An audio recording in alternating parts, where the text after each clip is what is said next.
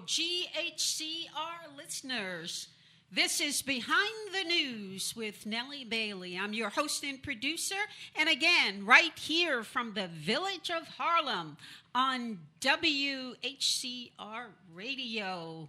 That's 95.9 NYC on your dial. You can access us on YouTube at Grant Live. And again, that is Grant Live. And we welcome you to the program.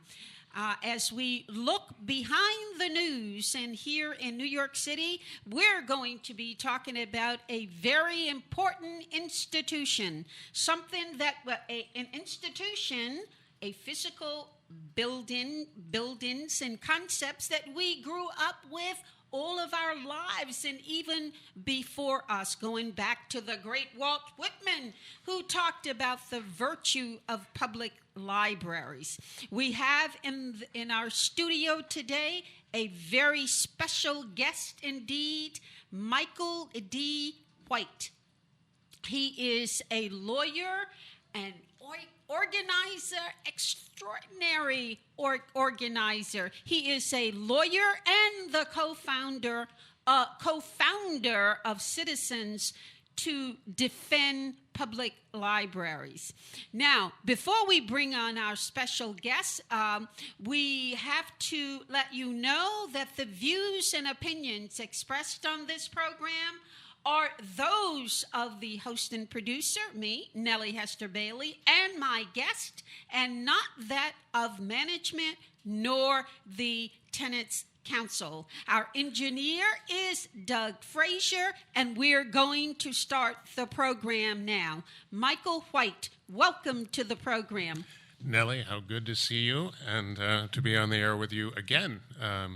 And actually, on this station, the first time I'm here with you in person, because the last time Carolyn and I were on your show, we were phoning it in, and I prefer to be here with you in person. Oh, well, thank you so much. That was when I was at WHCR. This is GHCR, which is one of the projects that we have received help from WHCR. But at any rate, welcome to the program. Now let's talk about... By the way, I'm just going to go back and add, it's Michael D.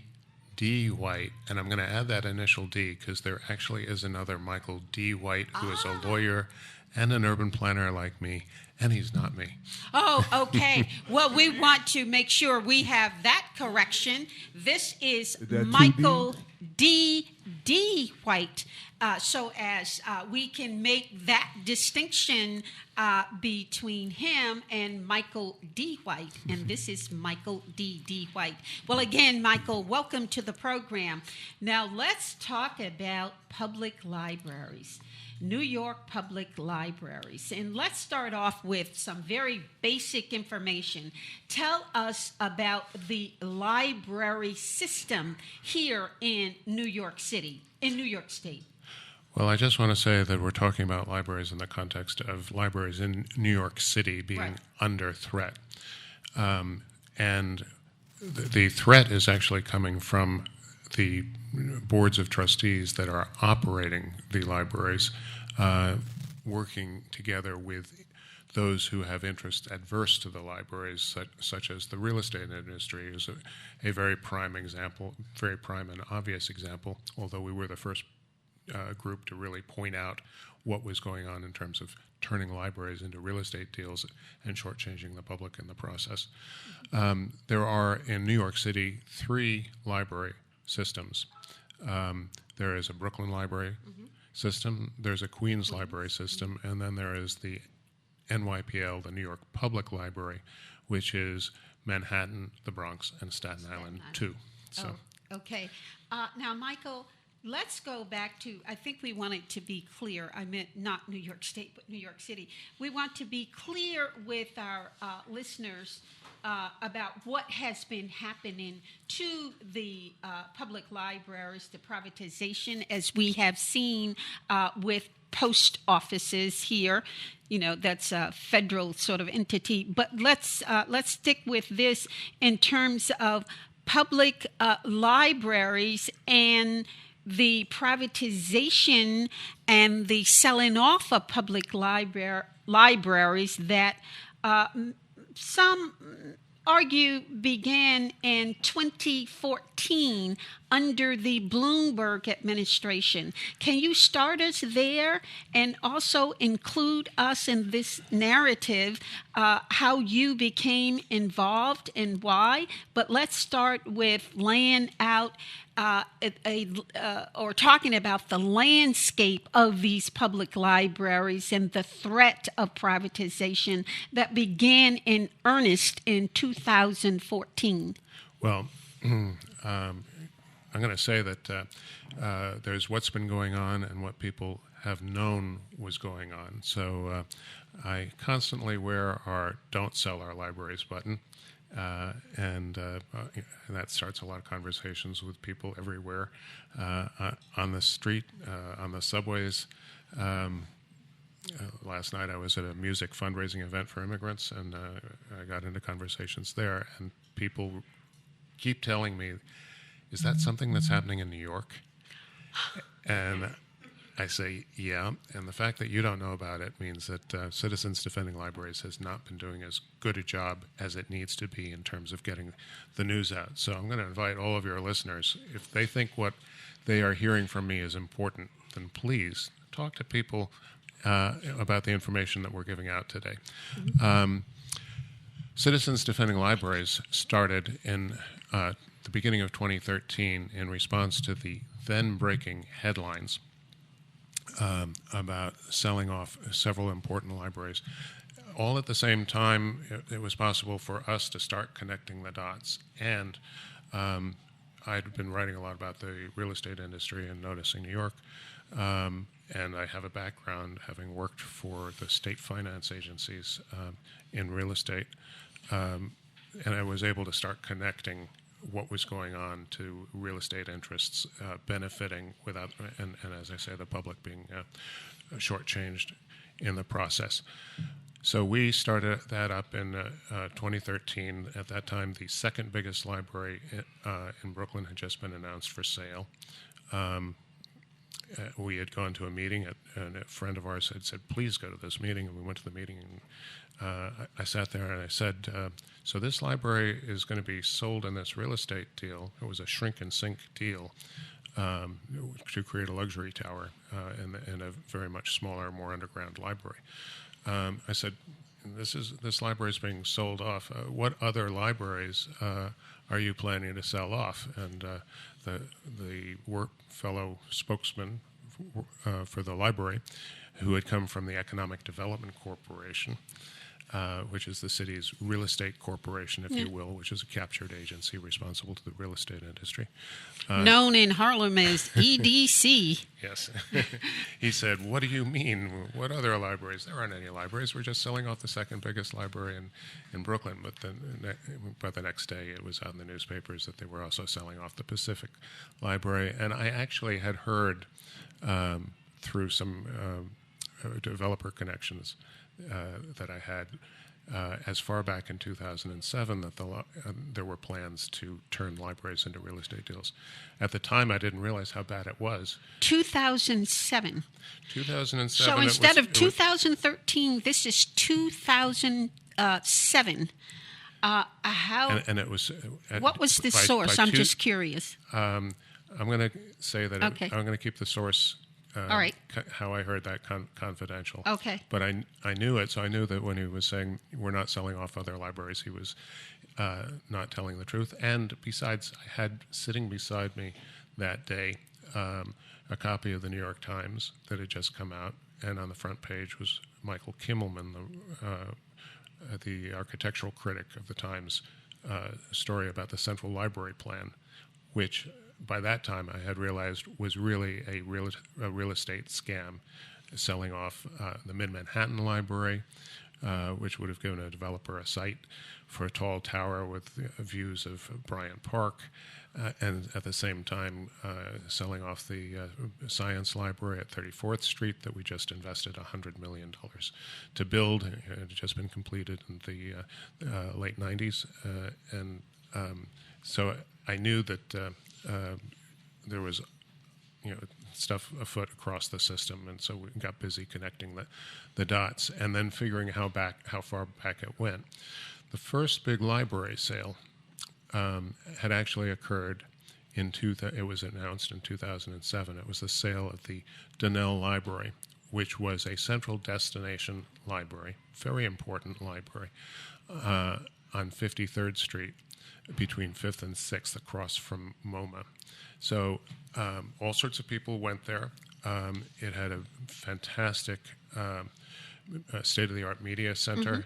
It had a newly renovated teen center. Where else could you go midtown? If you're a kid and you need a place to be midday.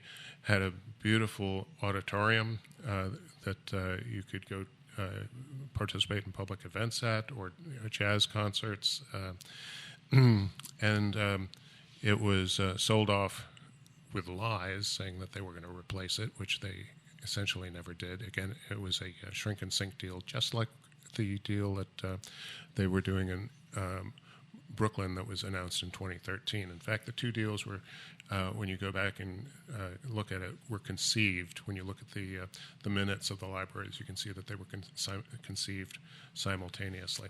You never gave us the name of the library in Brooklyn. What was the name of that library? That was the Brooklyn Heights Library. Okay. It was the Brooklyn Heights Business, Career, and Education Library, a federal depository library. There is going to be a much smaller, more underground, far fewer books. Essentially, they're getting rid of the books, and that's a big part of what's going on here. Replacement for it, but it won't be a business library. It won't be an education library. It won't be a career library, and it won't be a federal depository library. So it's a huge loss. And by the way, when we lose our federal depository libraries, that's where you have information to find out about, and keep tabs and checks on our government. So we're losing those assets. Most people, may I just ask this before you continue? Most people are unaware of federal depository libraries. How was that? I'm just very curious, not for you to deviate too much from your narrative, but what is that? It's my first time finding out about this. Just give us a little background, well, please. You're supposed to be able to find out basic information about your government, and the laws that have been passed, the regulations that are in effect, etc. And all of that information is supposed to wind up at federal depository libraries. Okay. But even before this was happening in New York, there were signs that system was getting somewhat dismantled and was under attack. So the bigger picture is information for the public, and the bigger picture there is, I'm going to just break for a minute, that some of the first people who were writing about libraries, there was a fellow, Ed D'Angelo, who wrote a book, Barbarians at the Gate, and John Bushman also detected that all sorts of privatizing stuff was going on at the libraries, and they both wrote books. But Ed D'Angelo did research where he went back, and we didn't always have democracy, or the idea, an operative idea of democracy and having republics. Before we had that in Western culture, we had people debating whether it was even possible. And part of that debate was, if we're going to have democracy, we have to have an educated public that can participate responsibly. Mm-hmm. And they had discussions. They said, well, that means we're going to need something like libraries in order to have democracy. Now, you can go back and take a look at what people are doing now and say, is this an attempt to reverse engineer so that we get rid of democracy? So that the public is not informed, so that the public doesn't need to know what it has to have the proper perspective to participate in the system, so that the public can just be manipulated and fed false information.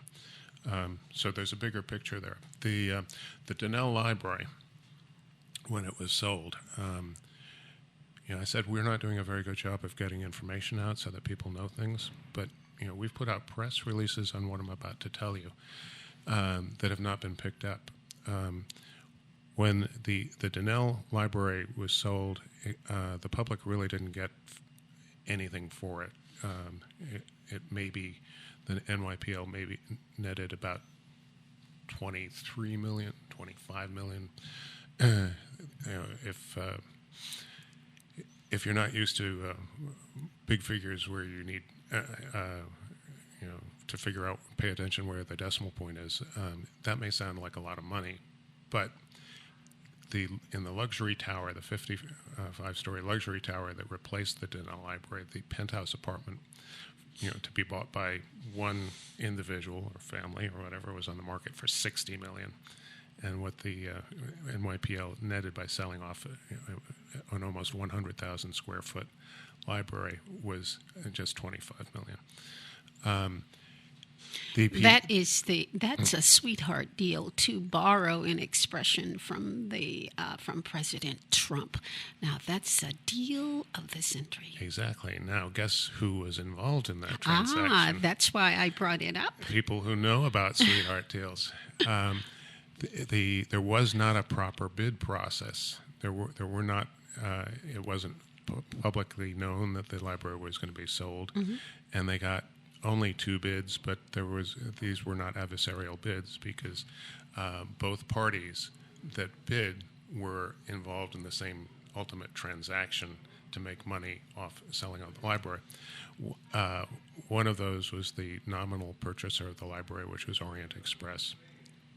And the other one was Jared Kushner, President Trump's son-in-law, who was picking up a windfall because simultaneously with selling off the library, he was buying 666 Fifth Avenue.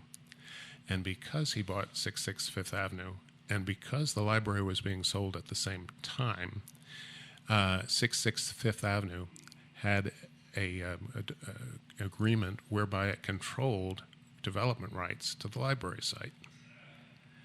And so he was able to sell the development rights for a windfall of $30 million. So he did get into some trouble, being a little too over-eager to pay to buy 666 Fifth Avenue.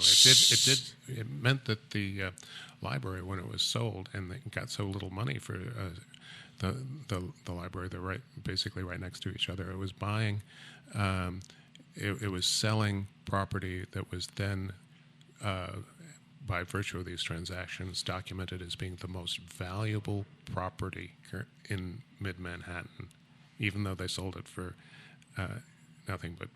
But because of what Jared Kushner paid for 6 Fifth Avenue, it was clear that it was the most valuable property. And you can, between 53rd Street, between 5th and 6th, you can see why it would, MoMA across the street.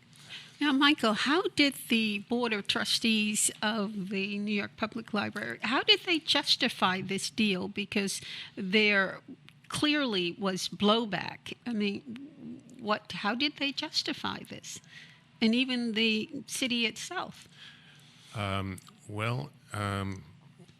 of the things that we get with the privatizing of public assets is we get these stories, and they're false narratives. You want to sell off public assets, so you start underfunding them. You see it with public housing. You see it with hospitals. When they wanted to turn Long Island College Hospital in Brooklyn into a real estate deal, money was being diverted to make it not financially operative. And then you say, libraries just can't manage to survive, so we're going to have to sell off libraries to pay for libraries. And this is the story that they've been telling. So you can see that the library sell-off began under Bloomberg. And again, we were talking about 2014, just about, is that, or a little later, earlier, or 2013? I went back and read through 10 years worth of minutes for the library systems. And by doing that, you can detect that things really began earlier than the public knew. Information began to come out in 2007. I wasn't personally paying attention to that, and we didn't really start connecting the dots to the real estate industry until we were on the scene at the beginning of 2013. But it's pretty clear that things were rolling at least by 2004, probably sooner. They were doing things to change the composition of the board, move real estate people onto the boards. David Offensend, who for a long time is a key player he comes in as chief operating officer at the New York Public Library. He took his position, I think, in April of 2004, and it seems pretty clear that when he came in, because of his connections and history with Blackstone and the hedge fund banks and stuff, he knew what he was going to be doing when he came in. His wife, at the same time, was getting involved at the on the board of the Brooklyn Public Library. So this is how you see the deals so closely resemble each other, and there's a lot of communication. The sale of Donnell gets announced in 2007, so that's public. That's the time that Bloomberg has officially approved it, according to some of the records, but he probably knew about it before because his personal counsel is winding up on the board of the Brooklyn Public Library. If you go back to Giuliani was expanding libraries, so it's and the expansion stops under Bloomberg. We get this 180-degree turnaround for the two library systems that he can control and influence, and that's the NYPL and the Brooklyn Public Library. Queens Library is actually resisting him on a number of fronts. And one of the funniest things is that a lot of people don't remember. Bloomberg is people talk about how he's sort of a health nut for the public. He wants to be have a nanny state and tell you all the healthy things that you have to do. But earlier in his tenure as mayor, he was trying to strong-arm a no-bid arrangement where Snapple would be sold, the sugar drink. Snapple would be sold in schools and libraries. And the Queens library system was the only one that resisted him. So Thomas Galante got into a big fight with him on that. The Queens library system was resisting other things about consolidating and having a system where they would keep all of the books from the three systems in off-site in central facilities. And this is another thing that's going on in terms of getting rid of the books, keeping things off-site. So it's a different experience. You don't go into a library, see a lot of books, browse, get your curiosity stimulated, have the serendipity of looking for one book, say a biography, and saying, gee, I came in for this biography, but there's like 4 or 5 biographies of this person or whatever. And you might notice, I don't know if you saw the movie The Post. Like Steven Spielberg makes a big splash a year ago with the movie The Post. And it's about journalistic freedom and who our heroes should be and stuff like this. And I would like investigative journalists to be our heroes too. But one of the heroes there is Katie Graham, the owner of the Post, and the movie's based on her autobiography, and it's also based on Ben Bradley's autobiography. So they are both shown in a very good light. Well, the reason she wrote her biography may well be that there was a very unflattering biography written by her that was already out, and they worked very hard to suppress it. In fact, the publisher, the original publisher, pulped all of the copies. That the pressure was so strong to get the book suppressed. So in a browsing experience, you go to the biography section. You may learn something by seeing what books are next to each other. And when you keep the books off-site, no, it's not going to happen. The other thing is when you keep the books off-site, you're now going to be ordering them by computer before you go in, which means that it's not a private experience anymore. It also means that your experience is a lot more similar to Amazon.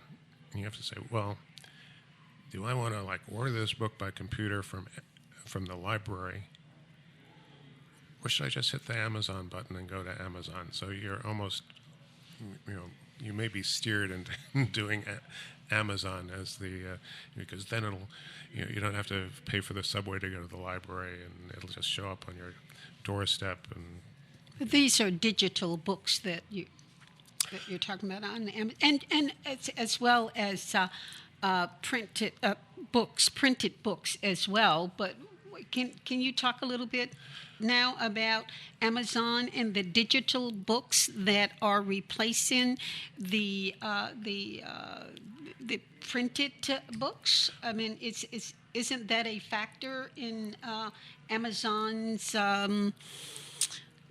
popularity in selling books? And are there as well some nefarious aspects of this operation with Amazon? Well, it's scary that the physical books are disappearing for all sorts of different reasons, and we're not per se against digital books. In fact, there are often times when I want a book, I will acquire a physical copy of it, and I'll acquire a digital copy at the same time for different reasons. In fact, Matt Taibbi's new book does not have an index to it. Oh, right. So I was just listening to him the other night talking about his new book. Go ahead. But I talked about the browsing, but in addition, we have a page up on digital books. One of the things that you need to know about digital books is when you read a digital book, the digital book reads you. Right. That means that publishers of digital books can keep track of whether you've read the book, what parts of the book you read, which parts you read slowly, fast, which ones you turned back to, which ones you underlined. Which one you didn't finish, yep. Where you stopped off, yeah. And scarier, they can change the book. Excuse me? They can change the book as you're reading it. What do you mean? When you've got a digital book, you may start reading it and then flip back to say, what was said earlier, and it could change. One of the things that's most notorious is early on, it was a big news story because Amazon was pushing digital books and trying to get them out there fast. And one of the books that was selling was Orwell's 1984. And people were reading it, and then one day opened up their Kindles to continue reading it and found that it wasn't there anymore. It had just vanished the same way information vanishes in 1984. And Amazon had screwed up a little bit on the acquiring the rights to 1984, and so that they figured that the way to solve it was just to delete it from everyone's Kindle, and then if you noticed, you got a credit on your credit card. But the book, once you acquire it, can disappear that way. And but that's censorship, isn't it? And it was It was there before, and because you went back to it, that does not it does not compute as being censorship. Yeah. Is that the and point? And one of the books on Hillary Clinton scandals was That's scandals with an S.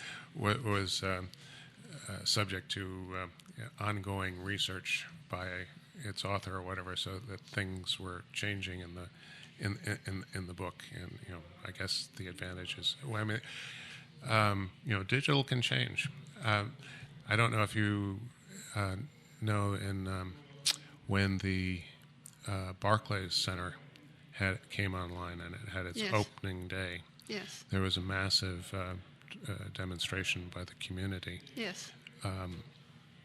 outside that went on for a good portion of the day, protesting, going over the history, talking about why it was not really a very grand day. And the New York Times had reporters on the scene. The Times published an article with a lot of quotes by the urban planning professors, et cetera, who had testified or spoken at the press conference. The editors decided later that they didn't like that story, so they overwrote it and eliminated almost everything that was in it and replaced it with things about how wonderful the opening of the Barclays Center was. So digital. But the New York Times, as we should note here, is also a developer. The New York Times Company. If you go way back in time, you can find that they felt that eminent domain should be properly utilized. And you and I, obviously, were involved in the Columbia takeover, fighting the Columbia takeover of West Harlem. And we know how that was abusive of eminent domain.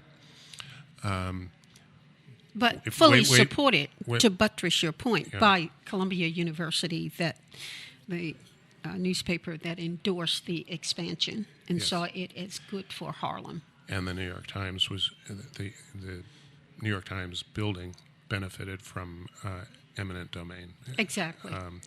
and was built by Ratner, who also was building the Barclays Center. So digital, when it comes to information, is a concern. And one of the things we have up on our website, and Yes, I was going to ask you Nellie, to report that, we were yeah, talking to about talk it, about it. and if you go to Citizens Defending Libraries Twitter right now, you'll see a picture of Nellie holding this up. We've got an image, and it's of 5 converging arrows that talk about that represent the interests adverse to the tradition of libraries. And one of the converging areas we've talked about is the real estate industry, people like Jared Kushner. And Stephen Schwartzman was the other person. People should know that Stephen Schwartzman, who the 42nd Street Library is now named after, the Central Reference Library, is a NYPL trustee. He has made the record as the most highly paid chief operating officer ever, earning over $1 billion a year in income. He's Blackstone, the Blackstone Group. He's very involved in everything that's bad. Like he's been accused, I think with good reason, of play-to-pay rating of public pension funds. He is on the cover of Aaron Glance's new book about the 2008 housing crisis and how it was he was involved in that huge shift of wealth from the middle class to the very wealthy groups like Blackstone and their ilk, as people lost their homes, and then they were because of the way the money was funneled into the banks. He's involved in burning up the Amazon. He's been promoting Mohammed bin Salman the Crown Prince of Saudi Arabia. Who people now say, isn't he the guy who was involved in that dismemberment murder of Khashoggi? Khashoggi, right. He is that guy. And we were demonstrating with Code Pink outside the library's trustees meeting because the library was going to give Mohammed bin Salman one of their grand rooms to do a presentation to young people about how to enhance your reputation. That's a beautiful expression. I wish the audience could see it, Nellie. So he's Trump's economic head of Trump's economic task force. So you can see a lot of videos and pictures of him sitting next to Trump as they proclaim what they're going to do. He went with Trump and Kushner at the same time to the Davos in the Desert, Saudi Arabia economic conference, and Trump came back with special deals for his daughter's foundation and stuff like that. But Schwartzman came back with a deal to get $20 billion from the Saudis in seed money to privatize American public assets. So this is one of the things that's being talked about. I could say under the Trump administration, but frankly, there's a lot of people, Democrats or Republicans, who are talking about these things. There's plenty of blame to go around. The idea that we should sell off our roads and our bridges, and the post office, the duopoly every conceivable thing is for the privatization of public assets, whether it be libraries, schools, post offices. I mean, that tends to be the trend. So on these converging arrows, we've got the real estate interests, and then we also have the content control and privatization industry. And I think for instance, with the way that they're trying to sell music to us these days, and Disney and a few others would probably like to own everything under the sun, and then charge us rent for it. Charge us rent to stream. Don't own your music anymore. Just stream it. But and that goes along with extending copyrights to absurd degrees. We now. I think originally copyright was 17 years when the Constitution was adopted, and it's always been extended so that the copyright on Mickey Mouse never expires. So libraries where you can go and access content for free are sort of a threat to people who feel that everything should be owned. I was being asked the other day at a demonstration by one of the socialist leader groups, and he said, "Don't you think socialism is the answer to everything?" And I didn't answer him by saying that I've been working as a co-founder of Citizens Defending Libraries, and public libraries are an example of a socialist model and structure, and it's actually threatening when something like public libraries work well in the way that they're supposed to. And that's also one reason why we're trying to, the people who are running libraries are trying to reconceive them not as institutions that serve citizens anymore, but as institutions that serve consumers expressing consumer demands, and they're working up these partnerships with, for instance, the Brooklyn Library at its gala last May made a big thing about how they were partnering with the Barclays Center and the Nets, and this, as if this somehow has something to do with libraries and people educating themselves. Aside from the content control industry, there's that industry is closely related to and linked to everything that's going on in Silicon Valley and and on the internet and the digital book companies. you need to know that the internet sometimes says it's giving you stuff for free, but really all that stuff that's for free, there's a huge amount of data scraping going on. What's valuable to them is to have data and be able to track you. And if you can be pushed into the internet instead of going to the library, that's a benefit. The Silicon Valley people are working very closely, with the surveillance state interests, and it's gotten, they know everything about us these days. A friend of mine told me a couple of days ago that he and his family got off a cruise boat, and they said, "Okay, now passport control," and they said, "No, we don't need your passport. Just stand here. Let us look at your face." Oh, is this facial recognition? It was face recognition. We were admitted back into the country at the New York Harbor with a face scan. But the amount of data, it's just totally obviously insane, and the ability to predict what we're going to do, including how we are going to vote, including predict what we need to be told to convince us to vote differently, or what we need to be told to confuse us, mislead us, misinform us. This sounds so Orwellian. Well, this stuff is out there, and then there's the and that goes along with the other arrow, which is censorship and steering and control of information and dumbing down the public, and eliminating libraries as a realm for public discourse. If you don't have a realm for public discourse, you can't have democracy. If you can't have democracy because there is no public realm, what does that lead one eventually to?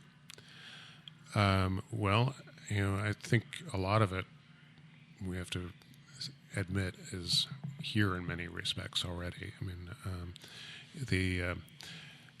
we've got monopolies, and those monopolies work closely with the state, and they don't want us to vote in a way that's going to disrupt the power structure.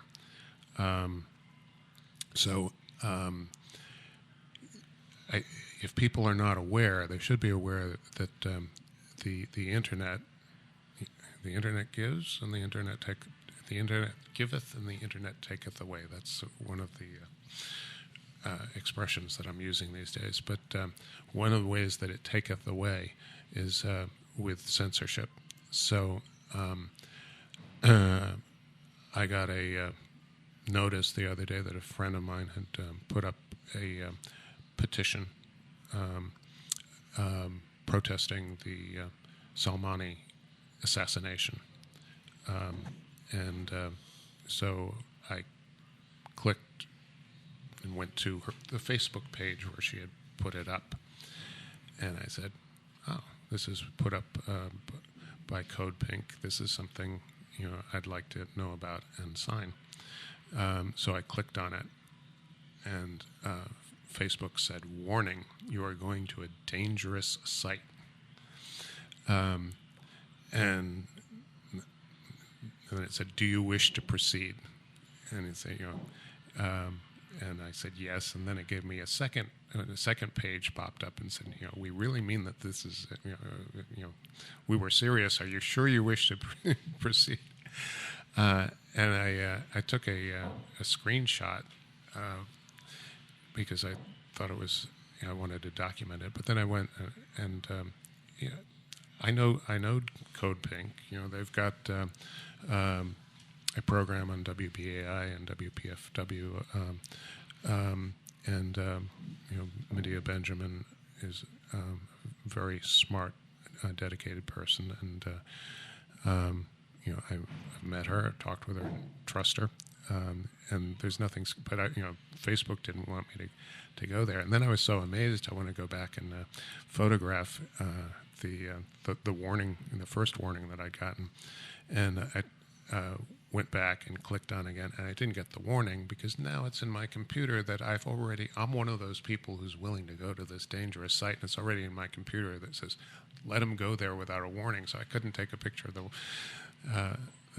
warning. Warning. And, we just had this Iowa caucus fiasco. We had a system that worked a year ago, and this year we had a system that mysteriously blew up. There are some who are speculating that it blew up as a result of deliberateness Yes. on the part of the system. It just miraculously seemed to benefit. We don't call him Mayor Pete. I don't call him Mayor Pete. I call him Deep State Pete. Oh, Deep State. Okay. And yes, the app was from a company that the owner is married to the head of his campaign, and he's paid the company a lot of money to get certain special rights and programs from them. And there's, I think there's a lot of Israeli money in that as well. Israeli pro-Israeli state money. Is there evidence of that, or is it? The Gray Zone, in particular, has been doing a lot of great Max articles. Blumenthal. Max Blumenthal and a couple of other people have supplemented his work there.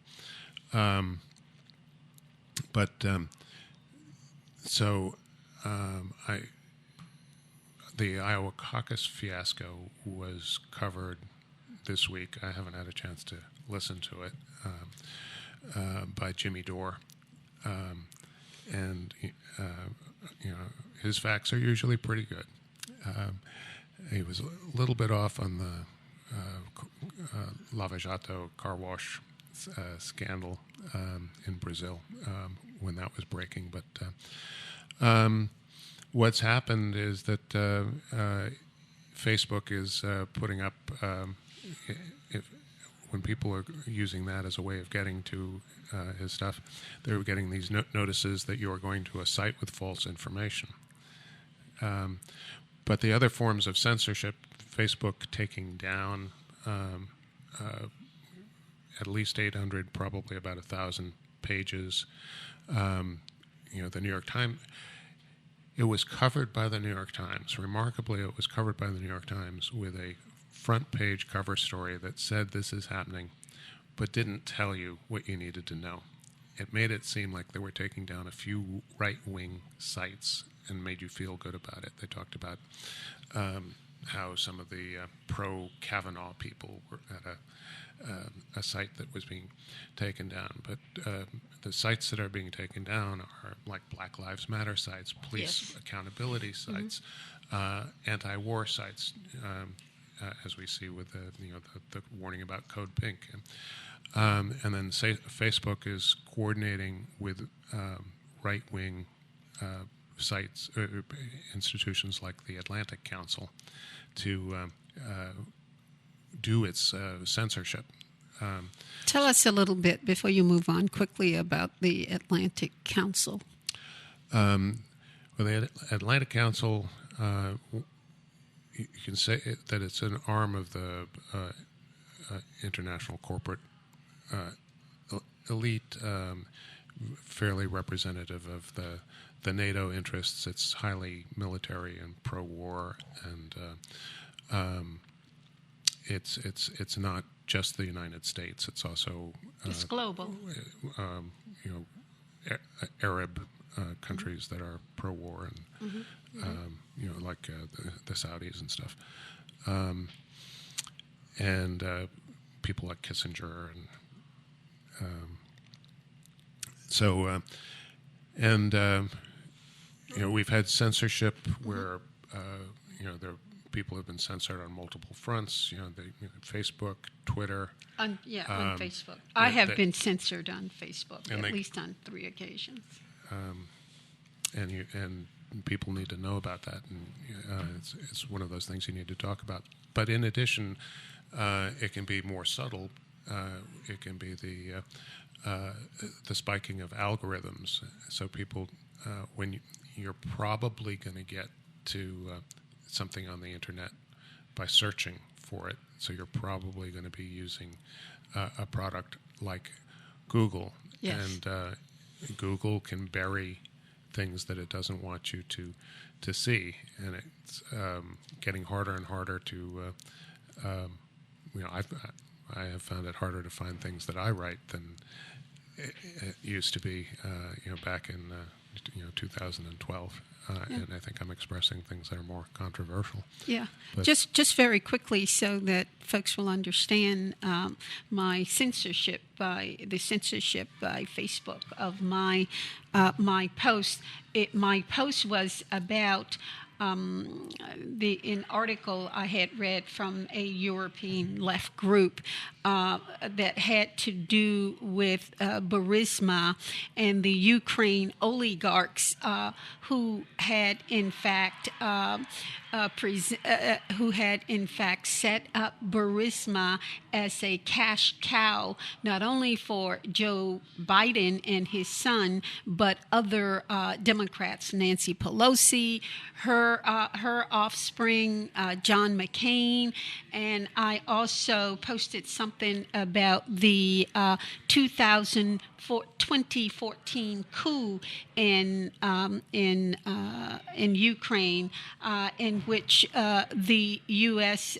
Under Secretary of European Affairs, Victoria Nuland, was caught on videotape talking about the $5 million that the U.S. had spent to overthrow the government, the elected government of Ukraine, before Poroshenko was ushered in, this right-wing fascists who are clearly anti-Semitic and racist by their very conduct during the days after the coup. So they refused to print that, and I can't remember what they said, and I tried on 3 or 4 occasions, but they refused to post it, rather. And by the way, that's one reason that something like this terrestrial radio is so important, because that, like libraries, is outside of that kind of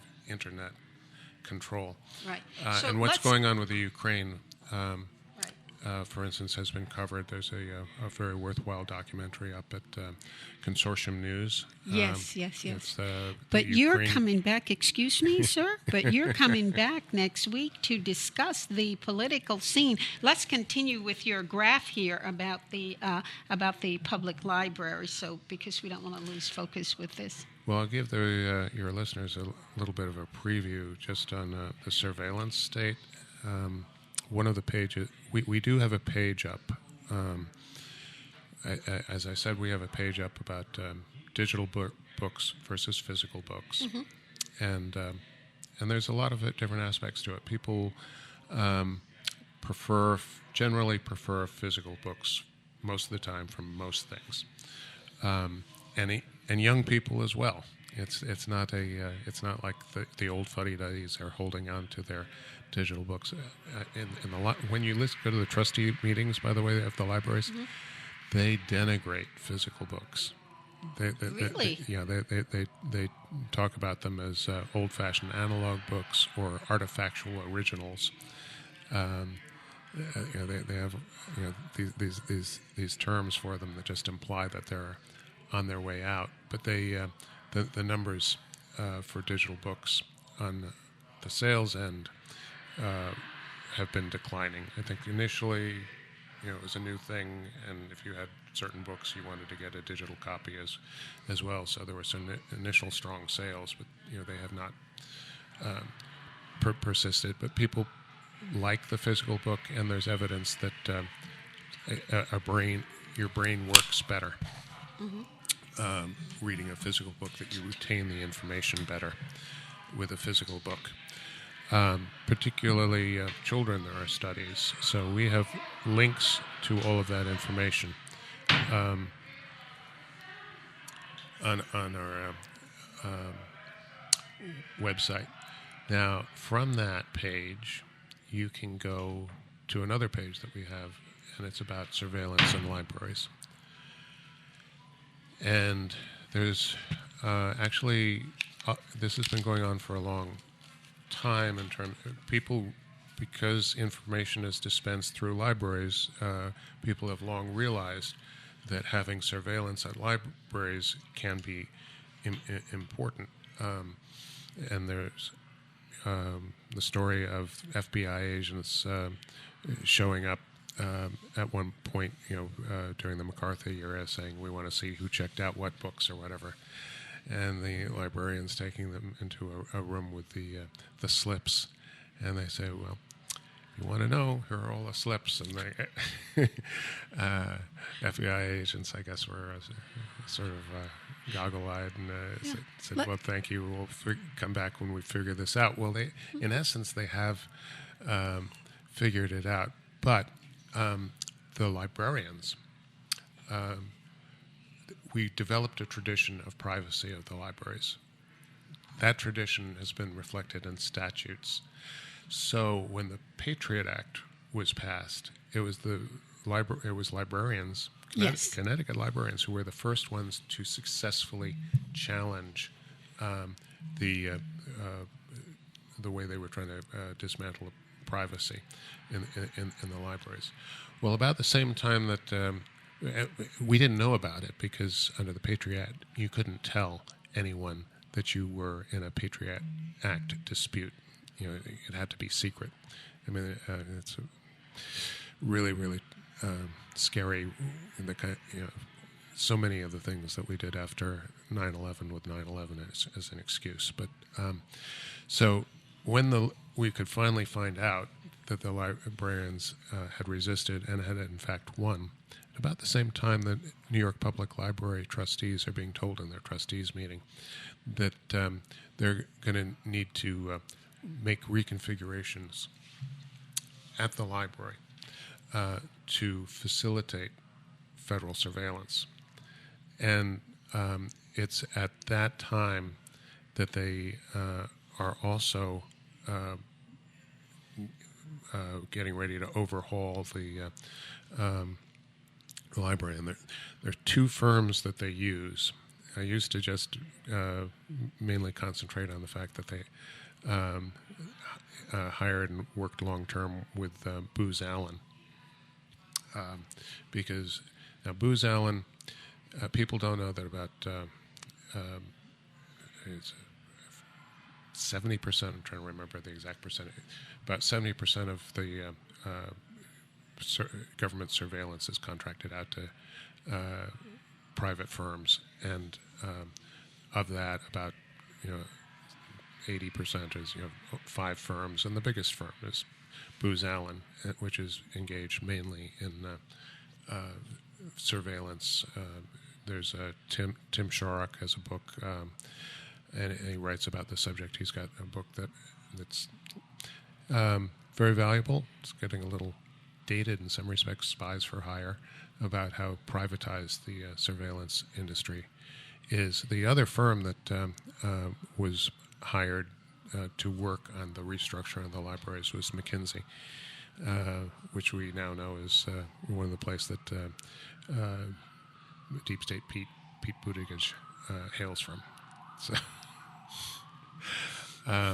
and they've been involved in as it comes out, more and more stuff that is very troubling, including the privatization of efforts in Puerto Rico. And since we were talking about money funding that has been part of this constantly in the background as part of this discussion, what is the annual budget of the New York Public Library?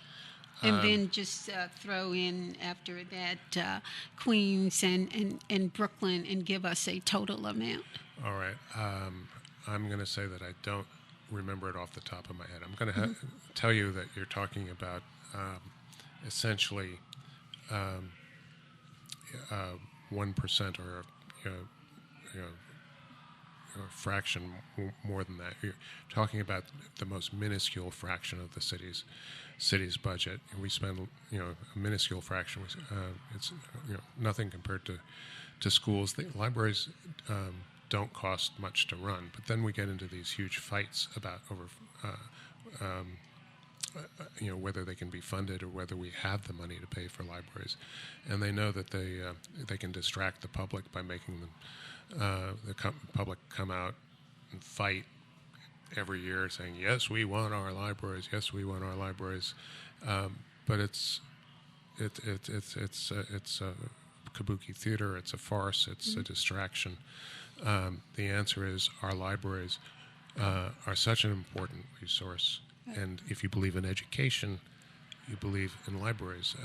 I said to you the other day that libraries can catch a kid when the schools aren't working. And maybe maybe in a particular case, it's not that the teacher isn't a great teacher and the kid doesn't have a rapport with the teacher. Now we're teaching. We had a discussion the other day with a number of teachers, and they were complaining about the way we're teaching to the test. And in teaching to the test, we're not really teaching people what they need to know. We're not teaching them how to develop critical thinking skills. Exactly. And so, the library is a retreat. And there are so many stories about people who didn't succeed in school, and then they went and they were autodidacts. They self-educated in the libraries. So you have to think about, if you believe in education, you believe in the libraries. Michael, is there a public review process before the sale of a public library? Is there no ULURP that's involved there? Yes, and yes and no. How does that work? It depends on the individual library, and it depends how it's owned. A huge number of the libraries in the system actually came in through Andrew Carnegie. And he turned the libraries over to the city, or to the library. Actually, he gave the libraries to the city. They are run by the library systems, which are independent 501c3 organizations. But the city owns those Carnegie libraries. And then if the city wants to sell that public land, and Carnegie said you had to keep the libraries open, into the evening, and we're not honoring the agreements. He said, I'm giving you the libraries, and you have to run them, and we're not honoring the agreement to keep the libraries open reasonable hours. When people get home from work or kids get home from school is when they really need them. If you're going to sell something that the city owns, it's got to go through ULURP, the Uniform Land Use Review Procedures Act. And for those people who don't know it, that means that it's got to go through the local community board, Yes. Probably going through its land use committee, and then it's going to go to city planning. The New York City Planning Commission. Oh, sorry, it doesn't. Then it's going to go to the borough president. Then it's going to go to city planning, and then ultimately to the city council, and ultimately to the mayor. And those separate entities all approved the project of selling the Donnell Library. Is that your... Nope. Yeah, that's why I said it's a little complicated. So Donnell was an exception to the rule. Why? Because Donnell was not owned by the city. It didn't come from Carnegie. The land came from Rockefeller. The money to build the building came from Mr. Donnell. It was built to sort of match some of the architecture of Rockefeller Center, which was not far away. But because the library owned it, the Euler process didn't apply. And actually, it was a private sale, essentially. Is that your point? there were no checks and balances, but the checks and balances, unfortunately, are not so great because when we saw the second biggest library in Brooklyn, the downtown Brooklyn Heights Library that we talked about earlier, it was very hard for us to fight that politically. Our city councilman, Steve Levin, played games about what he was going to do, but he was really working to get the library sold off and made deals accordingly. He just wasn't letting us know that he wasn't working with us. We did swing Borough President Eric Adams around. We did that. Oh, what year was that? Because Eric Adams has proclaimed his mantra of "Build, baby, build." So how did that come about? His support. This was 2015, I think August 2015. Unless I'm getting confused, I'm pretty sure that's right. Mm-hmm. And what we did was he had a hearing, and we went out and collected testimony to submit for the hearing. We collected in a few weeks over 2,000 testimonies. We set it up so that people had a page to go through of 22 reasons that they might not want to see the library sold. They would check off the ones that they felt were reasons not to sell the library. Sometimes they checked frequently they checked all of the above. And then if they wanted to add their own reasons, they could on the back. So we submitted over 2,000 of them, and I remember having this stack of 2,000 signed petitions on a table in front of Eric, and he was looking at them, saying, "Arr." So he did not. Out and out approve. There was some hedging or whatever, mm-hmm. But it wasn't. These 2,000 signatures were not good enough for the City Planning Commission, which is real estate people. Yes, the City Planning Commission, New York City Planning Commission, has not seen a development plan that it did not like, nor was it willing to disapprove or not to approve. And even the woman who's appointed by Gail Brewer.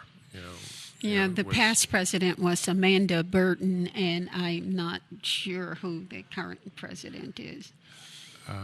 Chair of the New York City Planning Commission. At the time that this happened, it was, what's his name?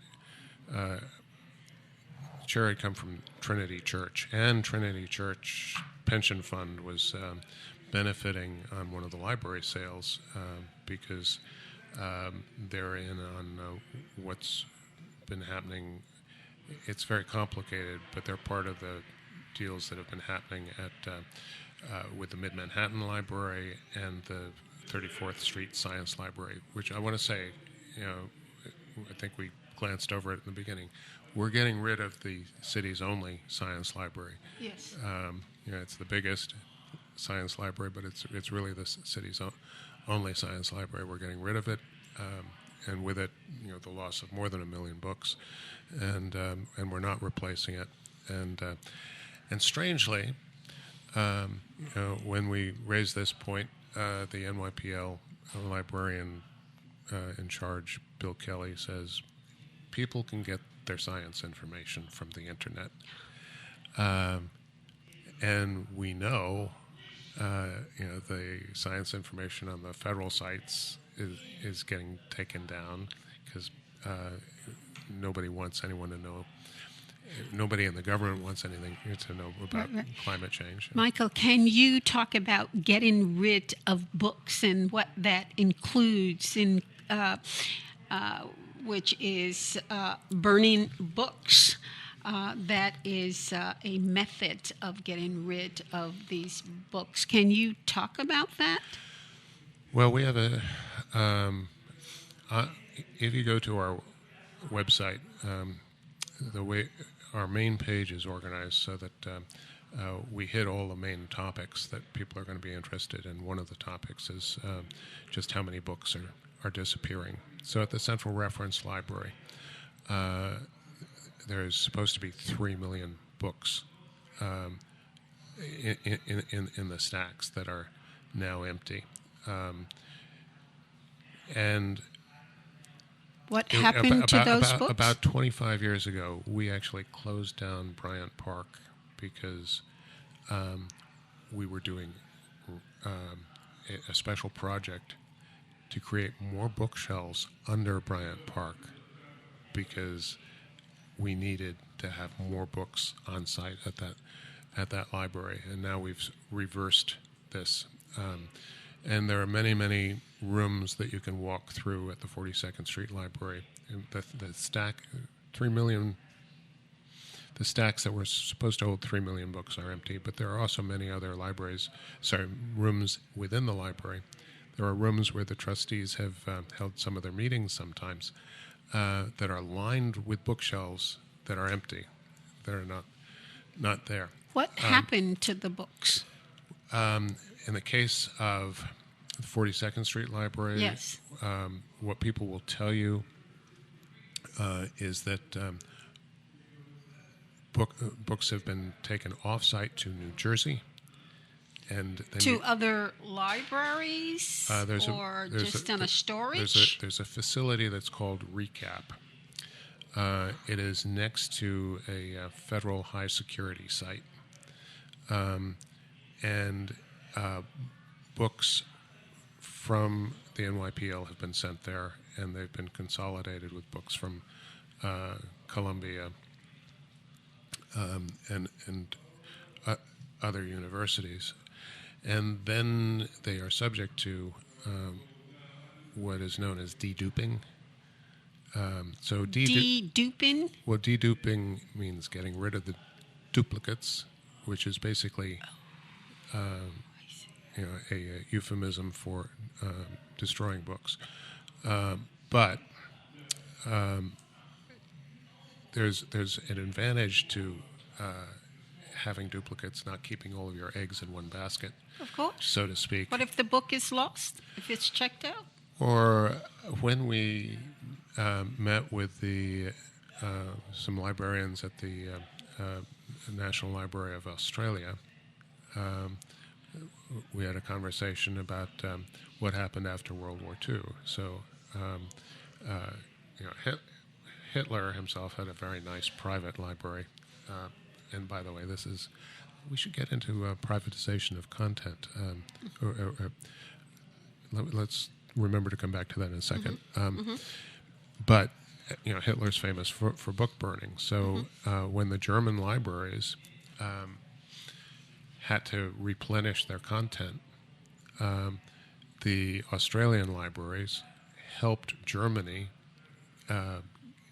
put books back because they had extra books and books in Australia that they could send to Germany. So there's advantages to not dwindling down to your only copy that they can get lost or pages missing or whatever. So I wanted to just mention about privatizing content. Yeah, privatization of content. Yeah.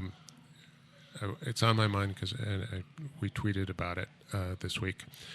If you watch Democracy Now! This week, or listened to it this week, there was a segment about the National Archives and how the National Archives are deleting a lot of content, and the heading was Erasing History, and they focused in specifically for purposes of dramatizing the issue on deleting records about ICE and what's happening to the people it's holding in detention and etc. And this content is being deleted. So and so erasing history. We have to remember, and the reason that the National Archive Project is doing it, same excuse. We don't have the money. We're underfunded. We can only do what we can do. It just sounds exactly what's going on with the libraries. But think for a minute, because over and over again, what we find is, we talked about the surveillance industry having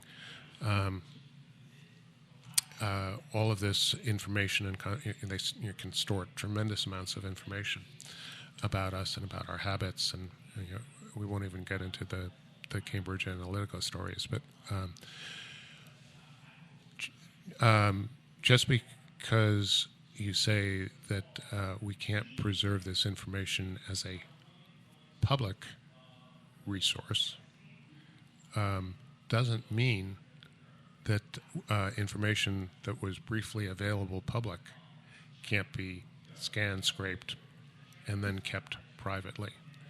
And so it's not just the erasing of history, it's really the privatizing of history, because then other people who retain all the information privately get to write history. And there's the famous thing about Churchill as an example.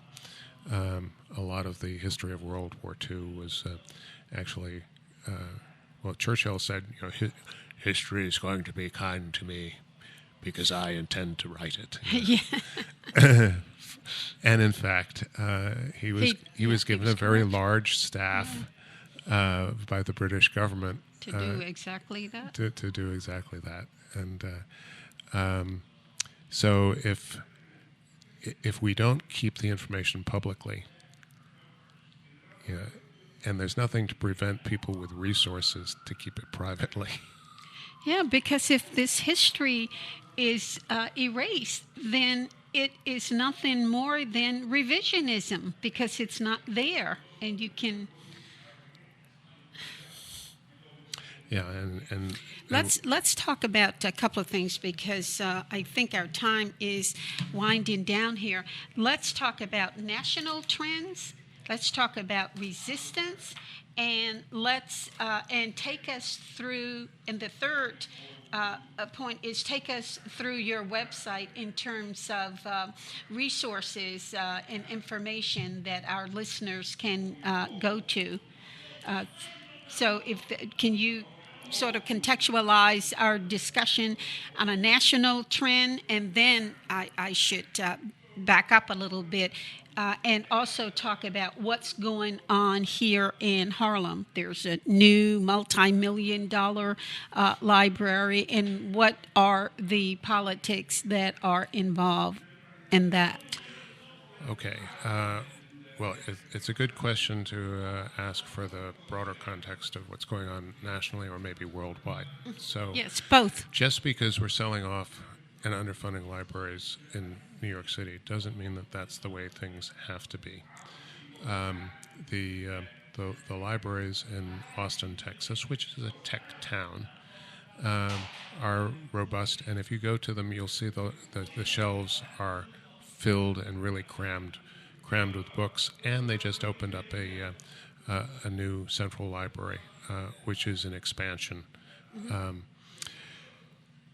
the other hand, in Australia, it's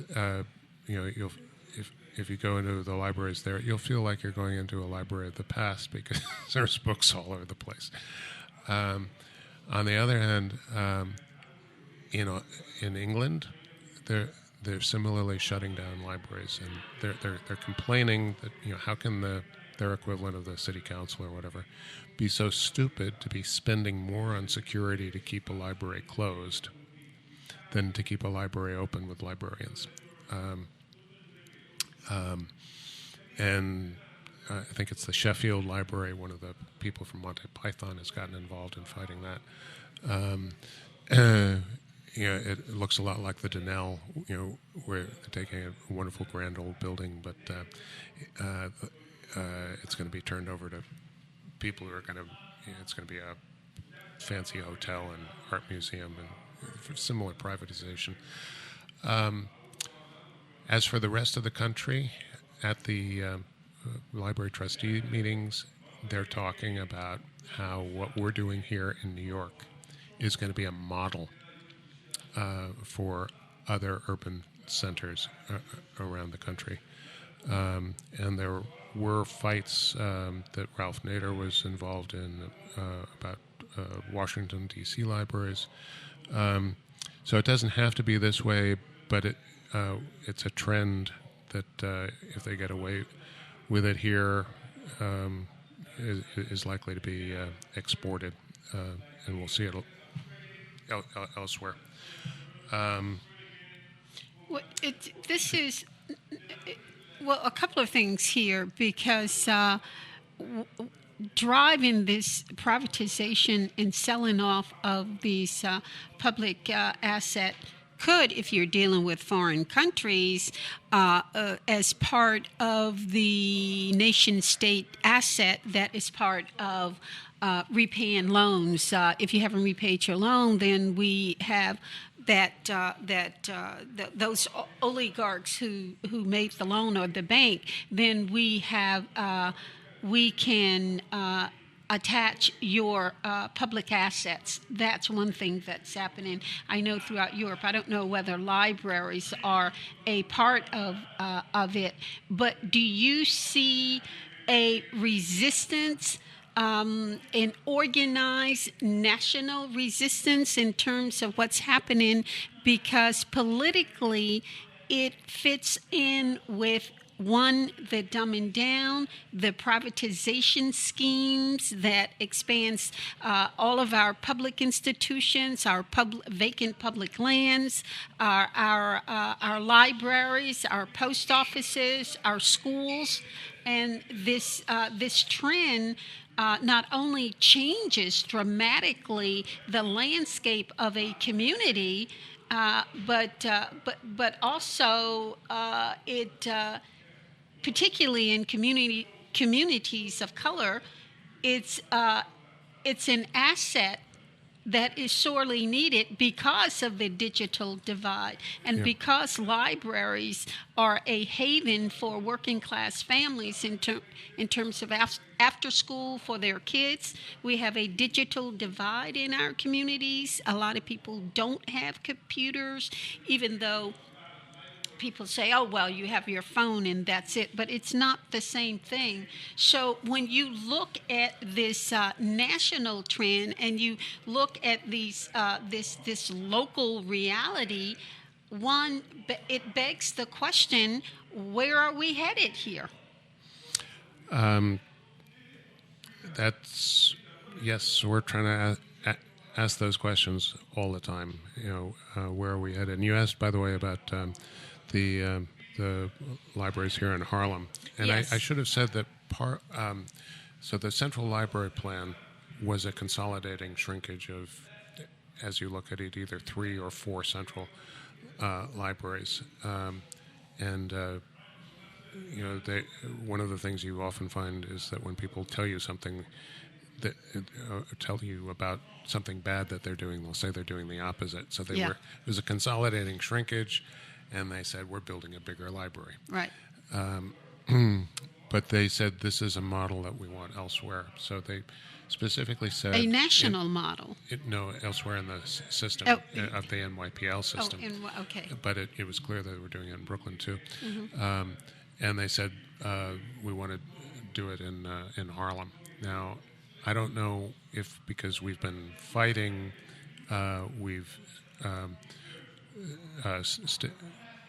prevented some of this stuff from happening. I think there are things that would have happened differently if we hadn't been on the scene, including, I think, the Sunset Library, which was sold as a real estate deal, wouldn't be as big as it is now. I think it was made big as part of a way of trying to sell off the Brooklyn Heights Library. Yes, there is a new public library that just opened here in Harlem. What does that indicate? So the McCombs Bridge Library was one of the system's very smallest libraries. It was insanely small. In fact, they talked at the trustees' meetings about how idiotically small it was. It was about 600 square feet. So, large studio, small one bedroom, and it was in, I guess, the housing project. I guess that's the McCombs Bridge housing project. They've moved it across the street, and because it was so small, they can now proclaim that the new library is almost 4 times the size of the old library. So instead, So instead of a 1-bedroom apartment, now you have the size of a 2-bedroom apartment. The new library was full today when I went there. Is a pleasant space. It smells of new paint, and there's a nice click to the flooring, which is all new flooring, and it's got a wall of windows. And as I said, it was full, and it was actually nice to see. They don't have a lot of shelving or a lot of space, but it was nice to see that the shelves that were there were full. Is it mostly children's? The appeal is to children and small children. I understand that that was one aspect of this new library that a lot of parents talked about and liked, but it's hardly suitable for any serious research. That's what one parent told me. It's not a research library. It's far too small. Yeah. But at least they, for the amount of space they have there. But the library trustees have talked about experimenting with how small they can make libraries. Michael, I'm afraid we have to wind down here, but I want you to sum up our interview here. Oh, I see. Oh, yeah. With information that you want our listeners to know about. Could you give us contact information about your website and any other informative website that would educate our listeners, inform our listeners, rather? And I also want to reverse that, because so much of our ability to put out information is because people give information to us. With 3 library systems and so many libraries in each system, it's important for people to let us know what we need to know to let everyone else know. Yeah. So you can find us at Citizens Defending Libraries, where just Google that, it'll come up. It's actually a blog spot that we've used as a web page. If you want to keep track of information that we put out, we'll put it out fairly frequently on Facebook, but even faster on Twitter. Mm-hmm. We have a YouTube channel with some nice videos, well worth watching. You can watch me testifying at the City Council. And quickly, what is that link? If you go to Citizens Defending Libraries or Defend Libraries at YouTube, you'll find it. Okay, folks, that wraps it up. We hear the music in the background. This informative interview has been with Michael D. White, the co-founder of of citizens to Citizens Defending Libraries. Citizens Defending Libraries. I hear the music in the background. Many thanks to our engineer, Doug Frazier, Michael D. White, who is a political analyst. I'm sure he may not call that himself. It has agreed to come back next week, and we're going to be discussing politics. And remember, if you didn't know the information about Jared Kushner and his $20 million deal off the sale of the... We got a $30 million... $30 million plus that he got off the sale of the... through the negotiation and scamming of the sale of the Donnell Library. So...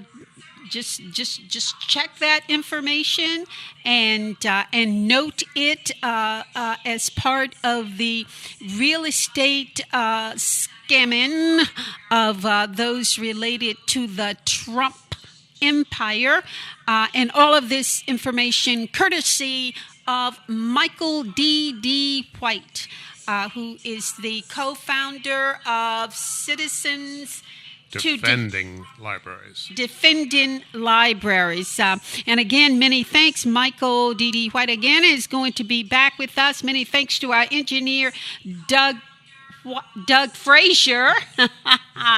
We got the White DD in there, but Doug Frazier. And we'll be back next week. And this has been Behind the News with your host and producer, Nella Hester Bailey, here in the studios of Harlem, Central Harlem, the village of Harlem, with GHCR Radio Live. You can access us. The link is Grant Live, New York City on YouTube. That does it for the program. We'll be back here next week, and I know you don't want to miss it because Michael D. White is we are going to talk about and dissect politics, the politics that you do not receive, you do not hear from the fake news network. And what's so important about our interview with him is we're going to tie it in with the real estate deals and the real estate deals that has had an adverse impact on communities of color, including Harlem, those of us and our neighbors who are being pushed out. Again, thanks for listening. Tune in again next Saturday, 2 p.m., Grant Houses Community Radio, GHCR. 95.9 New York City on your dial. Many thanks again to our engineer, Doug Frazier. Goodbye and peace, everyone. Solidarity.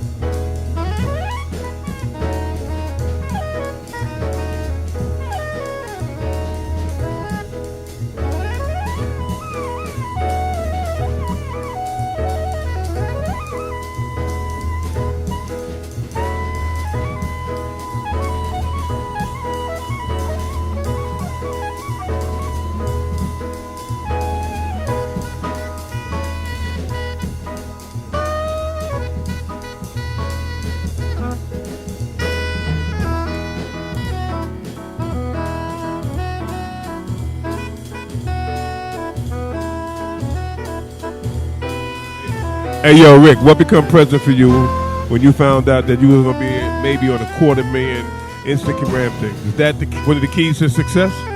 Man, my mission is to bring good content here to the studio. I can't hear you. All right. Got it? Well, I thought maybe I was a little worried because I thought, that lady, that little old lady that was in here, I thought she was going to hit her with a hook and a jab, man. She's Old lady? yeah, because she said she overstepped her boundaries. Little old lady? Yeah, it was a little old lady. Looked like she was about 4'2", weighed like 100 pounds soaking wet with 2 rocks in her pocket. And I seen you get up in there and told her that she was violating something. I'm just saying. You think I would hit a little No, I old don't lady? think that. I just was saying, what about how you was talking to her? I would rather hit a old retired basketball player. I can't hear you. That's what I would rather hit. Where we gonna get one of those from? Huh? Where we gonna get one of those from? There's none of those around. I think your boy over there's a track guy. I didn't hear nothing about basketball. Come, let's do the mic check, Rick. And then what's the guy's name? You wanna put his name? That's another problem. I should have known. When you bring two Dougs together, that's That's like a. Hey, look, remember this. Hey, Doug. Hey, Dougie. Remember, the Dougs of the world got to stick together. Who's Doug? Me. You Doug? Yeah. Wow, that's my middle name. I thought about that. I was But like, you know what? that's my. Hey, look. Hey, Doug. Hey, Dougie. That's my middle name. Yeah. What was your first name? Gilbert. You. Gilbert. Gilbert. Oh, it's Gilbert Great. That's mine is Wendell. Wendell. See, only my daughter calls me Gilbert. Really? Yeah, I'm That's funny. not my a daughter need. calls me. My daughter will call me Wendell sometimes. My daughter calls me Gilbert, and when she calls me Gilbert, I check my wallet That's funny. because I know something bad's getting ready to happen to my wallet. Some of them presidents get ready to leave me. You know? That's too funny. I thought about saying this could be a problem. Well, Hey, you were right. You were right. So just refer to me as Wendell, because it is Wendell. Because Doug doesn't work in the Olympics. Wendell works in the Olympics. There's no Doug Dickinson in the Olympics. I don't know no Wendell. I know Doug. Yeah, well, here, let me show you. You don't know no Gilbert either, Rick. Let me just show you here. You don't know no Gilbert. You didn't know that. I know Gilbert Arenas. Yeah. Yeah, he's a funny dude, man. I saw an interview with him and Richard Jefferson and what's his name? Swaggy P. Swaggy P was on him and Richard, because Swaggy P is one of his home skis. Was Gilbert Arenas, was he strapped? Was he strapping?